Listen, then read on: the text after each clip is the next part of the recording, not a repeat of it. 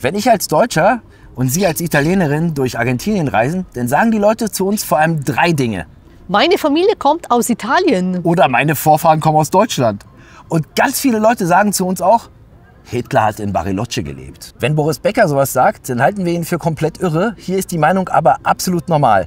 Das Thema ist derzeit in Argentinien top aktuell, weil der Präsident Javier Milei einige Dokumente geöffnet hat, Geheimakten, die bisher verschlossen waren, die zu dem Thema. Sicher ist, dass sehr viele Nazis nach dem Zweiten Weltkrieg nach Argentinien geflohen sind und hier gelebt haben. Was wissen die Argentinier, was wir nicht wissen? Wir suchen das Haus von Adolf Eichmann. Ist das Haus, in dem Hitler gelebt hat? Und was steht drin in den neuen Dokumenten? Der Sache gehen wir heute auf den Grund. Viel Spaß beim Video.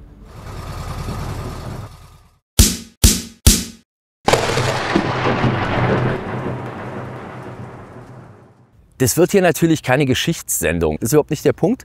Wir sind in den letzten 1,5 Jahren einfach durch ganz Argentinien gereist. Wir haben in Buenos Aires angefangen, wir sind die Ostküste runter bis nach Ushuaia und wir sind die Westküste, gibt es ja nicht, aber auf der westlichen Seite dann wieder an den Anden hoch Richtung Norden. Wir waren in Misiones, wir waren wirklich überall, wir waren zentral in Argentinien, wir haben alle Städte besucht, wir haben wirklich alles gesehen. Also auffällig ist generell, dass viele Argentinier italienische Vornamen haben oder auch italienische Nachnamen. Das sieht man stetig, auch an den Firmennamen sieht man das. Aber es gibt auch eben total viele deutsche Namen. Bestes Beispiel, die ehemalige argentinische Präsidentin Christina Kirchner. Kirchner ist ein deutscher Name. Seit jeher ist auch bekannt, dass viele aus dem NS-Regime bzw. von der SS hier in Argentinien sozusagen ihren Zufluchtsort gefunden haben. Bekannte Beispiele wären zum einen Josef Mengele, der KZ-Arzt von Auschwitz, also den kennt man, der weiß man auch, dass der hier war. Und der bekannteste Fall ist sicherlich Adolf Eichmann. Also der wird ja als Architekt des Holocausts bezeichnet, also der die Endlösung als Idee hatte. Und Adolf Eichmann war definitiv hier, weil der Mossad, also der israelische Geheimdienst, hat ihn ja hier rausgeholt. Also die Story scheint zu stimmen und er wurde ja irgendwann 1962 dann in Israel hingerichtet. Jetzt kommen wir aber zu der Frage, warum sagen fast alle Argentinier, dass selbst Adolf Hitler hier gewesen ist? Als Boris Becker vor einem Monat bei X, also ich könnt ja mal im Internet gucken, also Boris Becker hat vor einem Monat bei X geschrieben, dass er glaubt, dass Adolf Hitler in Bariloche war. Also da wurde er ja nur als kompletter Schwachkopf dargestellt und die Presse hat ihn komplett zerrissen. Zu Recht?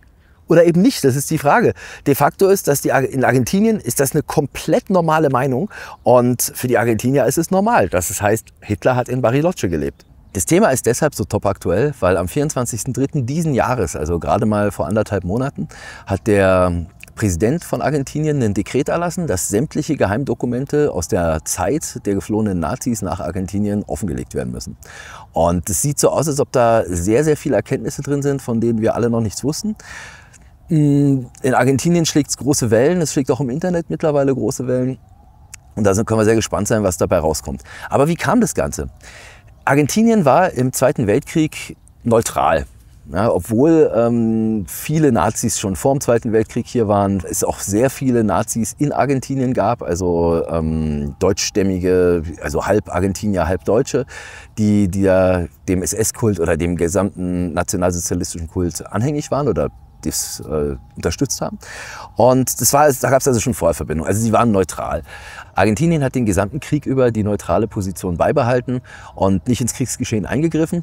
Und am 27. März 1945, also wirklich kurz vor Ende des Zweiten Weltkriegs, der war ja im Mai nun mal zu Ende, also einen Monat und ein bisschen vor Ende des Zweiten Weltkriegs, haben sie dann Deutschland noch schnell den Krieg erklärt, um eben auf Seiten der Siegermächte zu sein oder man kann sagen symbolisch oder wie auch immer. Und das liest man ja heutzutage in den Zeitungen oder besser gesagt bei Wikipedia sieht man ja, denn Argentinien hat sich am Ende dem Krieg gegen Deutschland angeschlossen. Aber so kann man das eigentlich nicht nennen, also das war schwer ein symbolischer Akt. Also dass schon vor dem Zweiten Weltkrieg Verbindungen gab und auch während des Zweiten Weltkriegs, es sind ja Bootsflüchtlinge hier zum Beispiel angekommen, also von Kriegsschiffen, die untergegangen sind oder versenkt worden sind, gab es da schon immer eine Verbindung. Also die Verbindung, die ist auch nie abgebrochen. Und ab dem Zeitpunkt der verlorenen Schlacht von Stalingrad soll es wohl so gewesen sein, dass die ersten Angehörigen des NS-Regimes sich eben einen Plan B sozusagen gewählt haben und das war Argentinien. Hier wurde ein Ort geschaffen, wo man sich verstecken kann, wo einfach ein Rückzugsort ist, ein Plan B, wenn es in Deutschland nicht weitergeht. Und dafür haben die SS-Angehörigen eben schon ab 1943, kann man sagen, Argentinien ausgewählt.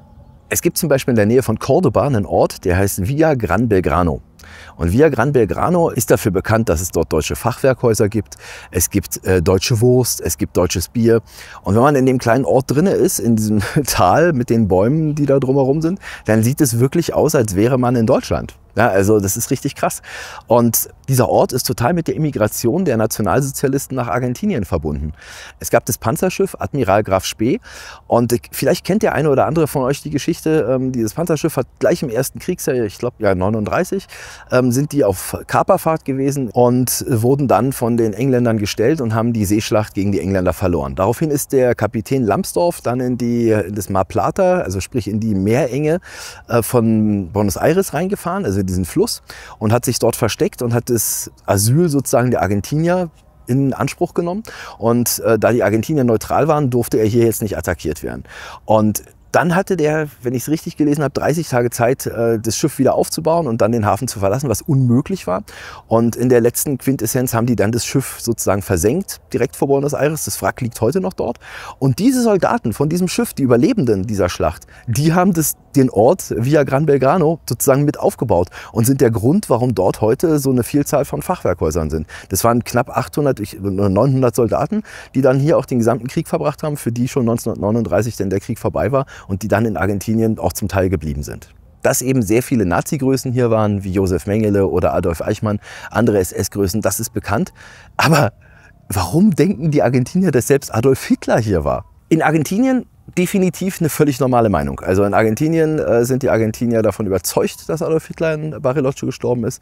Und die Frage ist, warum denken die das? Wie kommen die darauf? Nach dem Ende des Zweiten Weltkriegs sind viele SS-Angehörige, Funktionäre, also Leute, die wirklich in der Regierung damals was zu sagen hatten, nach Argentinien geflohen. Und wie kam das? Wie war das überhaupt möglich, dass so viele her sind? Ganz einfach. Angefangen hat alles im Jahr 1946. In Argentinien hat Juan Perón regiert. Das ist der Ehemann von Evita Perón.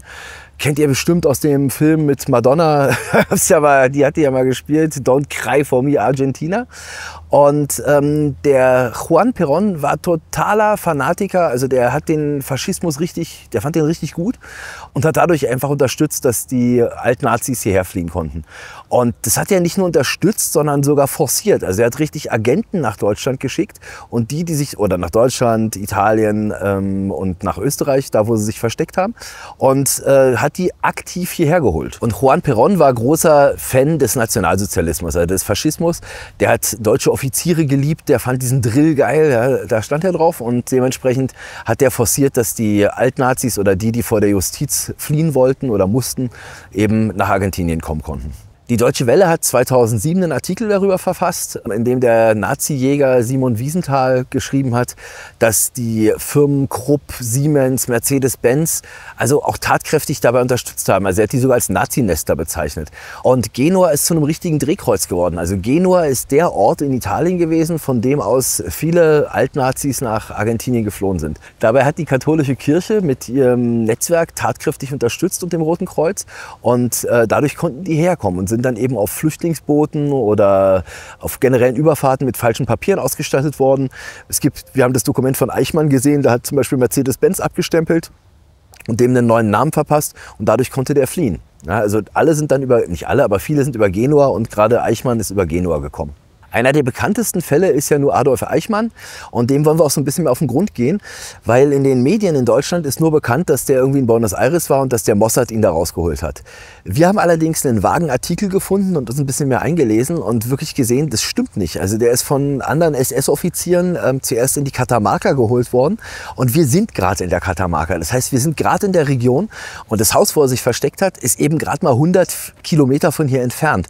Und wir wollen einfach ein bisschen mehr darüber wissen. Wir wollen mit den Leuten vor Ort sprechen, die es noch gibt. Wir wollen uns das anschauen, und dann nehmen wir euch mit. So, wir fahren jetzt hin. Auf geht's. Mal schauen, was wir da entdecken.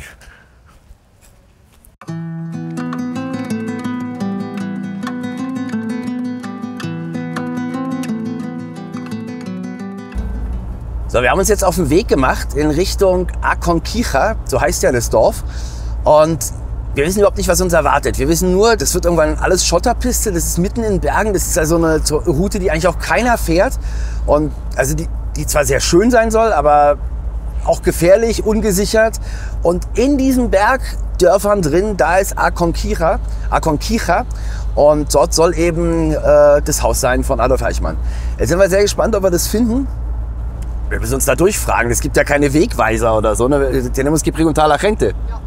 Ja, und mal schauen. Also wir sind gespannt, ob wir es finden. Also ich gehe mal schwer davon aus, dass wir das hinkriegen. Aber lassen wir uns mal durchs ganze Dorf durchfragen. Wir haben ein paar Fotos haben wir im Internet gefunden, wie das aussieht. Naja, und die Einheimischen werden schon wissen, wo das ist.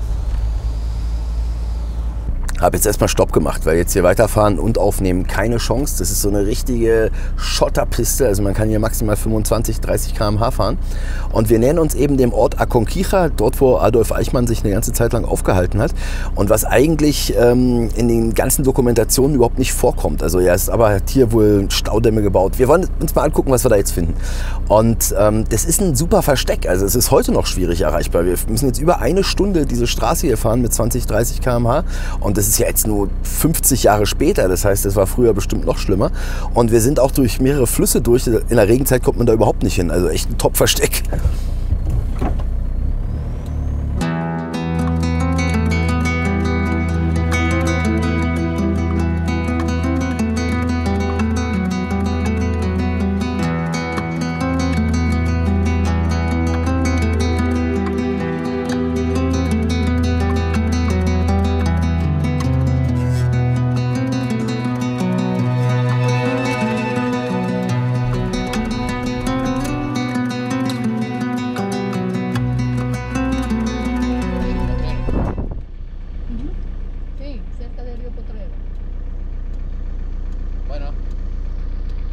Ja, das war ja erfolgreich. Gleich den ersten gefragt und gleich den richtigen. Ja. Also der kannte jetzt auch den Menschen, der den Artikel geschrieben hat, den wir im Internet gefunden haben, warum wir überhaupt hier sind. Also echt cool. Und da fahren wir jetzt hin und versuchen, diesen Typen zu finden, der da im Internet erwähnt ist. Wie hieß der? Enrico? Ernesto. So, das ist unser Ansprechpartner. Und witzigerweise passt es auch alles bisher zusammen, weil das ist am, wie heißt der Fluss? ¿Cómo se llama el río? Rio Potrero. Also Rio Potrero heißt der Fluss und genau dort hat wo Adolf Eichmann auch den am Staudamm mitgebaut. Also sind wir genau in der Ecke, wo wir hin müssen. Es passt also bisher alles zusammen. Wir sind der Geschichte auf der Spur, ey. Das ist ja echt krass, ey. So, und jetzt, ja, gucken wir mal. Genau, Sonne gibt es keine mehr und es sieht hier echt aus wie, also die haben schon im Internet gesagt, dass es so ein bisschen wie in den Alpen aussieht. Also grüne Berge, das passt. Also ich kann mir schon gut vorstellen, wenn man aus so einer Gegend kommt, dass man dann gerne hier ist. So, jetzt schauen wir mal, dass wir den Herrn finden.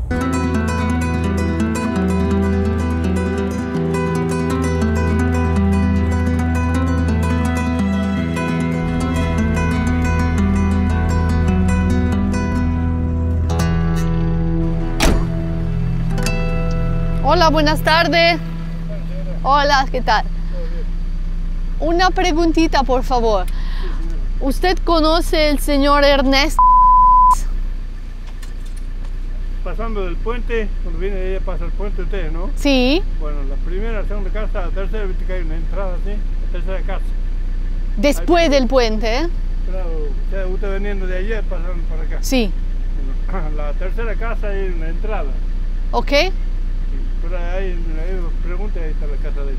Antes del puente, entonces, las casas que están antes del puente. Frente del camping. Ok, ok, el camp. ¿Dónde está el camp? Muchas gracias.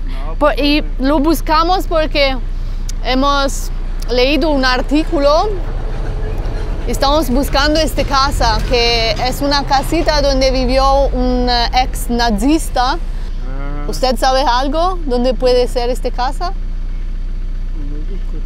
No, ¿eh? No se habla mucho sobre eso. Para adentro, debe ser.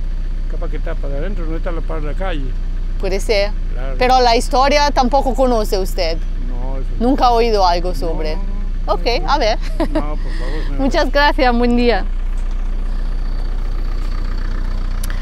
Dice que tenemos que volver atrás antes del puente. Hay estas casitas ahí. La tercera me dijo, pero enfrente del camping. Okay. Que preguntar. Pero él ha dicho que nunca ha escuchado la historia sobre este ex-Nazi. Also ich glaube, dass die das auch nicht sagen wollen. Also das kommt ja auch noch dazu. Okay, vamos. Vamos.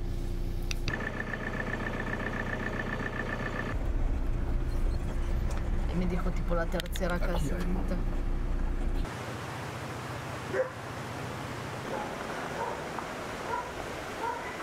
So, mal gucken, ob hier einer ist.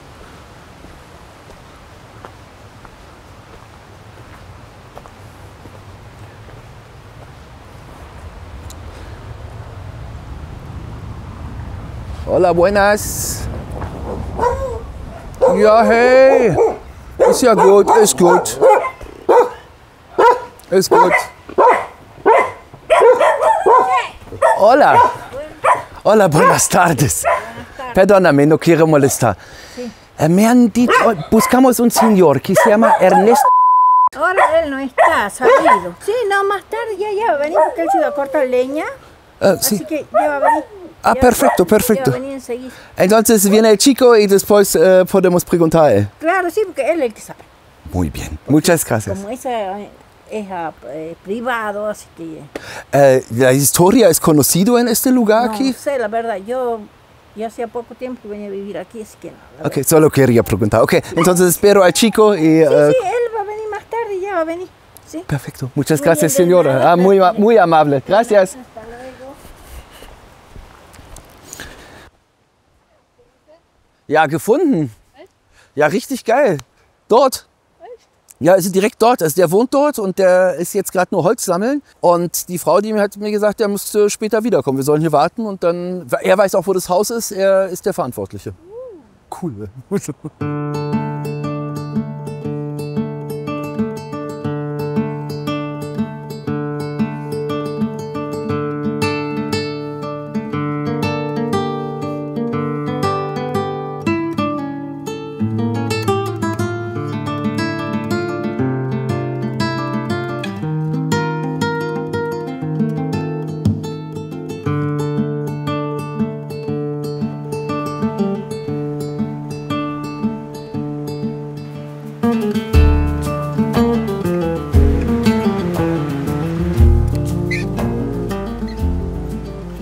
Pero tranquilo aquí, ¿no? Ja, voll schön, echt.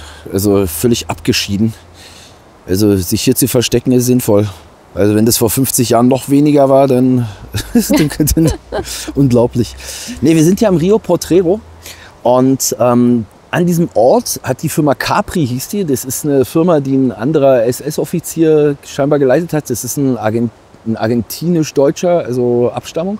Und der hat insgesamt 6 anderen Nazi-Größen auch noch geholfen, nach Argentinien zu fliehen. Unter anderem Josef Mengele, das ist ja der KZ-Arzt gewesen in Auschwitz. Oder Gerhard Bohme, also schon unglaublich. Und eben einer von denen war eben Adolf Eichmann. Und hier an diesem Fluss hat die Firma Capri vorgehabt, einen Staudamm zu bauen. Also generell haben sie sich mit Wasserkraft beschäftigt. Und er sollte halt eben halt hier als Ingenieur oder hat hier als Ingenieur gearbeitet, hat hier auch mehrere Gräben oder Tunnel gebaut, um Wasser hier durch die Gegend zu leiten. Und in dem Dorf ist er nur bekannt als El Alemán. Und die Argentinier, die versuchen es auch so ein bisschen unter den Teppich zu kehren. Das ist also nicht so wirklich so ein ganz beliebtes Thema, kann man sagen. Deswegen versuchen wir auch nicht jedem direkt ins Gesicht zu filmen, sondern versuchen erstmal die Informationen rauszuholen. Und jetzt warten wir hier auf Ernesto und der ist wohl zuständig für das Haus oder der weiß genau, wo das ist. Und Esperamos que viene, porque es una hora. Genau, wir warten jetzt schon eine Stunde, wir machen hier schon abwarten und Tee trinken. A ver, pero hay buena esperanza, Ja, glaube ich. hay buena Absolut. posibilidad. Absolut. Ja. So, der ist jetzt wohl gekommen und ich habe schon mit dem kurz gesprochen und wir dürfen da jetzt reingehen. Das ist wohl direkt hier. Ja, und eins vorweggenommen, wir können drin nicht filmen, ja, das ist verboten. Aber das Haus ist direkt hier. Ja, also wir sind direkt dort, wir haben es echt gefunden, ja, unglaublich. Also wir sind echte Detektive. Wow, solo preguntando a la gente al final. Oder? Unglaublich, ja. Y aquí vive gente, ¿no? Hier wohnen Leute, ja genau, er wohnt hier und das Haus hier ist direkt das Haus. Ah, so. Ist wirklich total ruhig hier, also wunderschön. Und hier, das ist direkt das Haus, in dem Adolf Eichmann gewohnt hat. Adolf Eichmann. Wow. Sí. Tú no estás haciendo. Así es. Y por digo, él, acá viene mucha gente, viene muchísimo. Siempre, precisamente los meses, acá hay una zona turística. Además es, como he leído, Argentina también no quiere muy abrir este libro, no sé qué.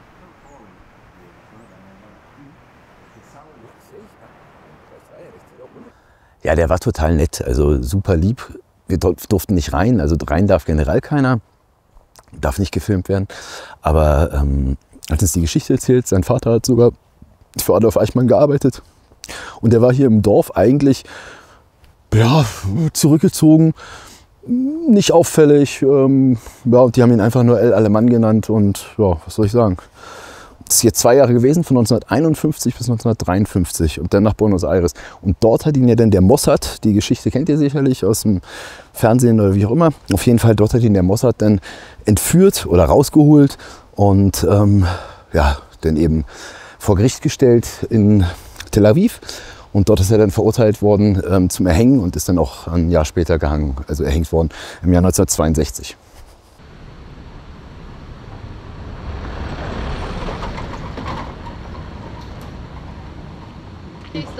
Ja, total. Ja, dann bleibt noch eine Story offen. Was ist dran, dass Adolf Hitler in Bariloche gelebt hat? Genauer gesagt in Villa Angostura. Was ist da dran? Die Dokumente, die Javier Milei veröffentlicht hat, geben darüber noch nicht viel Auskunft. Es ist allerdings nur ein kleiner Teil veröffentlicht, man kann sagen die Spitze des Eisbergs. Wir haben übrigens alle Dokumente unten in der Videobeschreibung verlinkt. Alles, was Javier Milei veröffentlicht hat bisher, könnt ihr dort einsehen. Und wer kein Spanisch kann, kleiner Tipp, einscannen mit dem OCR-Scan, dann Copy-Paste, automatische Übersetzung und dann durchlesen, dann kommt man da auch zu seinem Ziel. Man kann sehr, sehr viel daraus lesen und man versteht es auch. Wir haben da drin zum Beispiel gelesen, dass Martin Bormann, der ja in Deutschland als tot gilt und die rechte Hand Adolf Hitlers war, kann man sagen, und dass der definitiv in Südamerika gelebt hat. Also es gibt einen Artikel, in dem drin steht, dass Martin Bormann an Juan Perón 200 Millionen $, das ist eine unglaubliche Summe, das ist so unglaublich viel zur damaligen Zeit, überwiesen hat für seine Sicherheit und damit er eben nach Südamerika abhauen kann. Und in der Revolution von 1955 haben die bei Juan Perón einfach Unsummen an Geld gefunden und eine Erklärung dafür wäre eben dieser Deal mit Martin Bormann. Und jetzt kommt der absolute Megaknaller. Ihr könnt euch das nicht vorstellen, das ist so super krass. Der Artikel von dem Journalisten, der kam am 29., also Ende November 1972 kam der Artikel. Und jetzt haltet euch mal fest, eine Woche später haben sie den Körper von Martin Bormann zufällig bei Bauarbeiten in Berlin gefunden und einwandfrei identifiziert. 30 Jahre hat man den nicht gefunden, aber eine Woche nachdem der Artikel rauskam, dass er angeblich in Südamerika lebt, findet man ihn. Und 1989 hat man wohl mit der Gentechnik dann endgültig nachgewiesen, dass es wirklich Martin Bormann war. Ich fasse noch mal kurz zusammen. 30 Jahre findet man ihn nicht. Es kommt ein Artikel raus im November 72 und eine Woche am Anfang Dezember 72 findet man seinen Körper bei Bauarbeiten am Lehrter Stadtbahnhof. Das stinkt zum Himmel. Also eine von den beiden Geschichten kann definitiv nicht stimmen. Macht euch einfach selbst ein Bild. Ich denke, da wird noch einiges auf uns an Skandalen warten. Aber kommen wir wieder zu Adolf Hitler. Sicher ist, dass hier mehrere U-Boote angelandet sind. Man hat mehrere U-Boot-Wracks vor Buenos Aires gefunden. Also hier sind Leute angekommen. Wer dabei war, genau weiß man nicht. Es waren eben viele Nazi-Größen dabei, die hier gelebt haben. Viele SS-Größen, die auch die Flucht von Eichmann und Bormann wohl vorbereitet haben. Bormann soll wohl auf dem gleichen Schiff gewesen sein. Ob da Adolf Hitler dabei war, weiß man nicht. Fakt ist, dass diese U-Boote hier angekommen sind und die Argentinier der Meinung sind, dass er in Villa de Angostura bei Bariloche gelebt hat. Wir können aber nicht selber nach Bariloche fahren, das ist von hier viel zu weit, um das zu machen. Aber wir haben Unterstützung von einem anderen YouTuber bekommen, der heißt Pilgard Explores. Hier nochmal danke, super cool von dir, dass wir das Material verwenden dürfen. Und er war bei dem Haus von Adolf Hitler und er hat in Bariloche mit den Leuten gesprochen. Und ja, das ist auf jeden Fall mega interessant. Es gibt Leute aus dieser Zeit, die heute noch leben. Es gibt eine Frau, die dort gearbeitet hat, eine Schule in der Küche. Einen Tag durfte sie nicht hinein, sie haben sie nicht hineingelassen. Man sagt, dass Hitler an diesem Tag die Schule besucht hat. In absoluter Privatsphäre. War das hier im Club Andino? Ich weiß es nicht genau. Argentinier sind fast alle Immigranten. Italiener, Europäer und Spanier. Es gibt auch einige deutsche Nachbarschaften hier. Wenn du mehr wissen möchtest, dann musst du auf die andere Seite vom See. Dort bekommst du sicher mehr Informationen. In Villa de Angostura? Genau dort. Er fragt wegen der Theorie, ob es wahr ist, dass Hitler hier in Villa Angostura gelebt hat. Sie sagen, es ist wahr. Sie sagen, er war hier. Einige sagen, er war hier auf der Insel Humul. Es soll wohl ein Geheimversteck gewesen sein? Mit Sicherheit. Hier gibt es viele deutsche, sagen wir mal, Dinge. Es gibt sehr viel Deutsche hier. Alles klar. Dann lass uns weiterfahren. Diese Farm, auf der ich gerade bin, diese verlassene Farm, ist der Ort, an dem Hitler nach dem Zweiten Weltkrieg angeblich 10 Jahre seines Lebens verbracht hat. Von 1945 bis 1955, sagt man. Aber leider, wie ihr hier sehen könnt, haben sie die Fassade erneuert. Irgendjemand hat diesen Ort gekauft und ist dabei, ihn zu renovieren.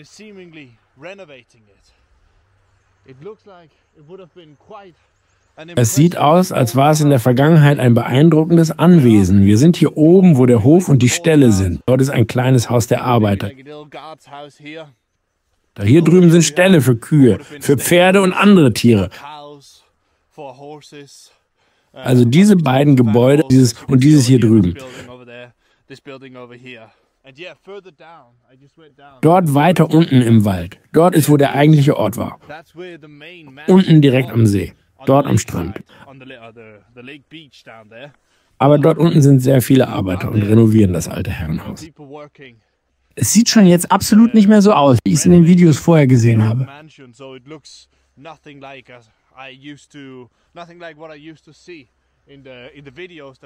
Es sind Videos, die nicht 1,5 Jahre alt sind. Ich hatte dort schon in den Kommentaren gelesen, dass irgendjemand das Grundstück gekauft hat und jetzt alles neu herrichtet.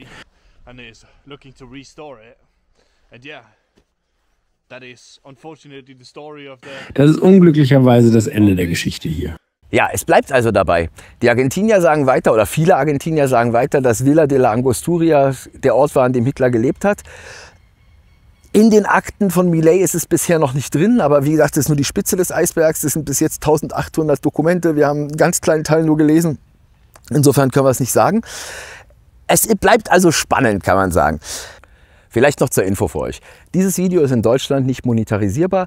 Das heißt, wir können mit diesem Video kein Geld verdienen. Aber es wird auch dazu gesagt, wiederum nur in Deutschland nicht.